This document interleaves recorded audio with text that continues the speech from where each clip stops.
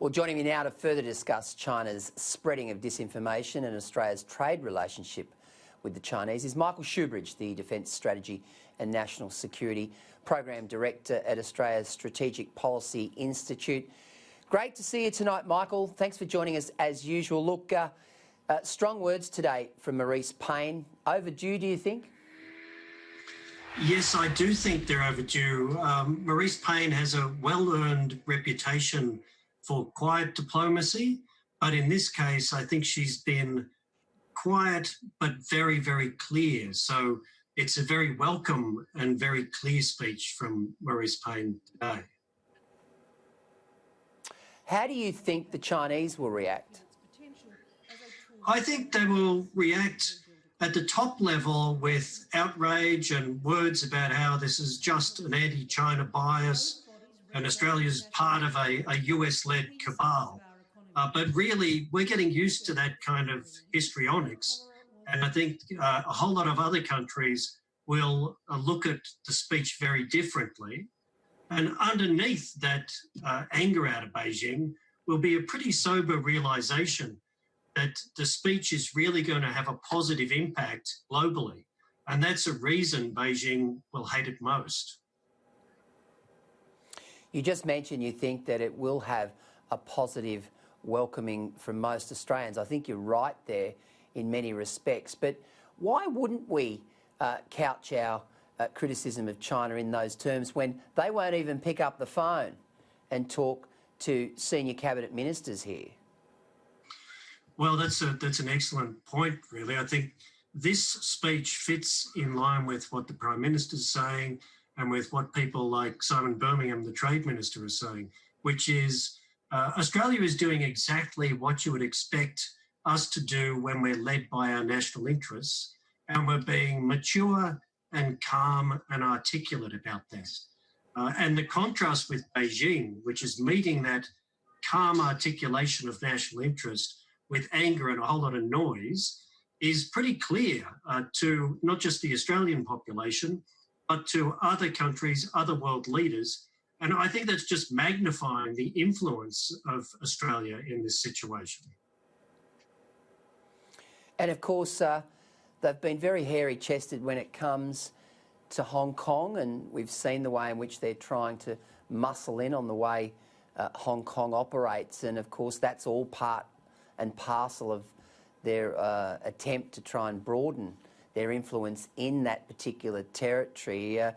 The people of Hong Kong have made it pretty clear, Michael, that they're a little bit cynical about what's going on in this respect. How do you think that's going to play out? Are we likely to see any of the riots and the civil unrest that we saw just a few months ago? Well, Beijing has been very effective working with the Hong Kong authorities that it controls, so Carrie Lam and the Hong Kong police, to try and nip protests very early before gatherings can happen and arrest anyone that looks at all like they might be starting the protest. This is really just a foreshadowing of what those national security laws that Beijing wants to impose on Hong Kong will mean every day. But I don't think the people of Hong Kong are a simple problem for Beijing, because they are firmly attached to getting Beijing to meet the commitments that Beijing made to the Hong Kong people and to the world in 1984, years before the handback, which guaranteed the freedoms that the Hong Kong people have been protesting to uphold. So I think the people of Hong Kong will be cheered up by our foreign minister's recognition that values are central to Australia's voice and actions in the international community, because that connects us to exactly what the people of Hong Kong are pursuing. What do you make of these tensions on the Indian-Chinese border, which are obviously flared in the last 24 hours? Well, Minister Payne spoke about misinformation. The line out of Beijing is that India has caused this confrontation and the deaths because India has been building military infrastructure in the contested area. Well, that's a topsy-turvy world. That's more Alice in Wonderland misinformation from Beijing. It's Beijing's rapid building of military infrastructure, roads and military facilities in that contested area that's heightened the tension. And it's Beijing's aggression that has caused that clash and those deaths on both sides. So calling out misinformation now applies as much to China's aggression on the Indian border as it does around misinformation around the pandemic. So again, the minister's speech connects to those events in the world.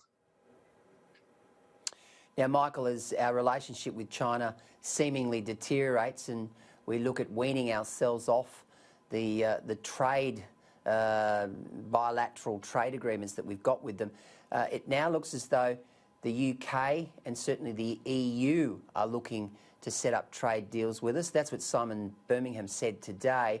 That augurs well, doesn't it? I mean, isn't that the future? Places like India, Indonesia, Japan, the UK and the EU. And I know we've got good relationships with them now, but it looks like they may take on an even more crucial role. I think they will, and that's because it's in all our interests. We've seen the pandemic and the aggression out of Beijing has made a whole lot of leaders and company executives realise the lowest cost place of production is not the only reason to make economic decisions. The other rising valued commodity in the world now is trust. And those countries that you mentioned, whether it's Japan or South Korea, India, Indonesia, or Germany or France, UK, and our Five Eyes partners, they look at Australia like we look at them. We can trust their governments, we can trust the judicial system, and in times of crisis, we can rely on them far more than we can countries that don't share our interests.